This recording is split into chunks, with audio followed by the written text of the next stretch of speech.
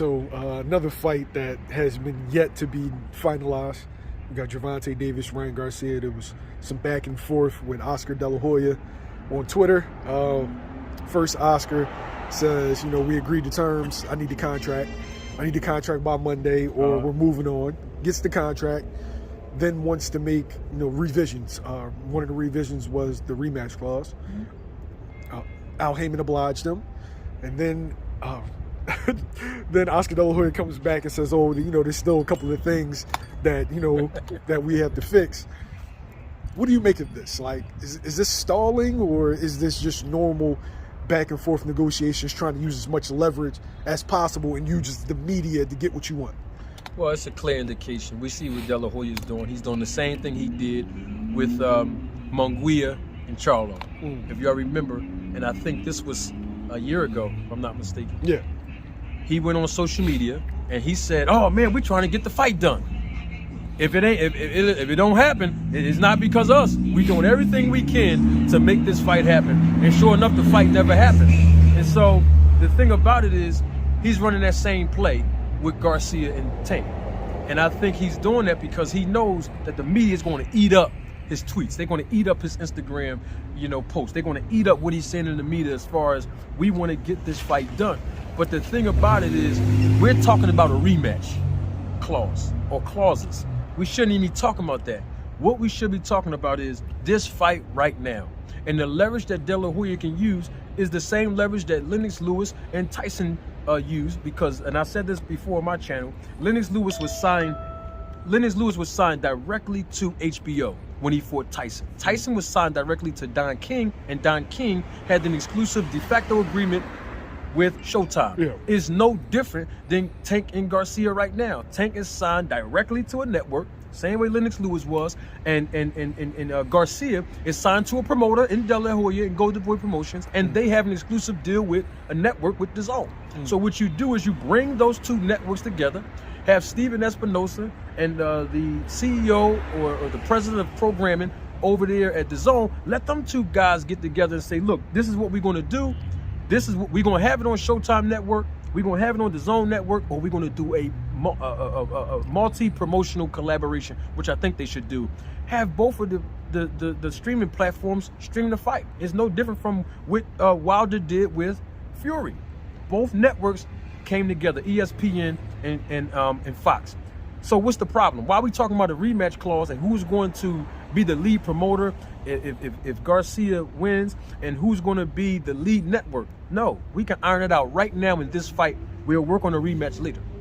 But what that is it's just a clear indication that Tank Davis is undoubtedly the A side, because everybody got to go through Showtime to fight Tank Davis. There ain't no question about it. He has a fight deal directly with them. So now, you got guys like Max Kellerman, guys like Mike Coppinger saying that Tank isn't clearly the A side. It's like 1A and 1B. And I know you're a numbers guy. Yes. Tank is on pay-per-view. Ryan's currently not on pay-per-view. Hasn't done a pay-per-view yet. Ryan isn't, like, Tank is selling out 19, 20,000 seat arenas. Yeah. Ryan's doing about 11, 14,000, depending on, going back and forth from LA to Texas. Tank is kind of like on a nationwide tour, so to speak. Yeah.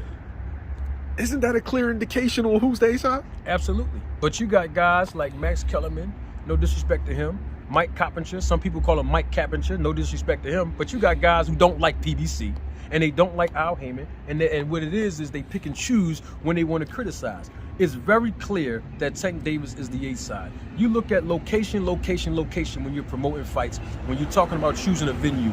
If you take Ryan Garcia, you can take him to San Antonio, Texas. You can take him over there. He gonna sell. It's a big, heavy Mexican population over there. Yeah. You can take him over there to California. He's gonna sell, right?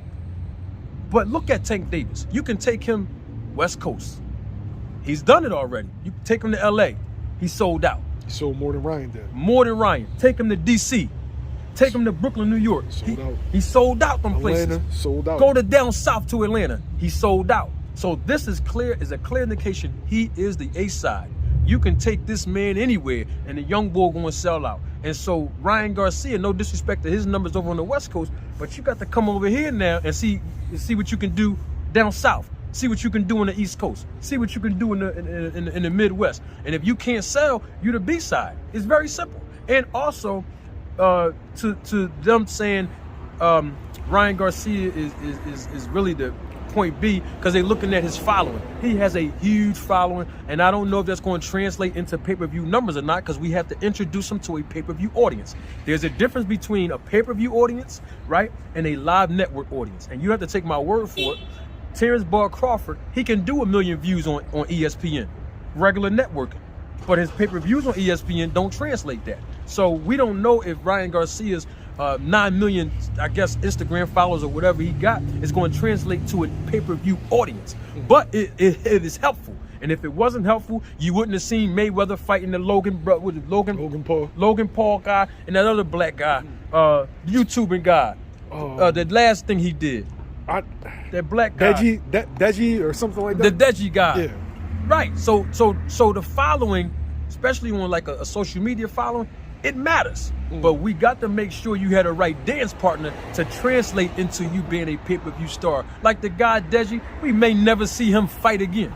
But the fact that he fought Mayweather, he can take that star power and fight somebody else in boxing. My point is, we don't know what Ryan Garcia is capable of doing on pay-per-view, but he got the right dance partner in the A-side, Tank Davis.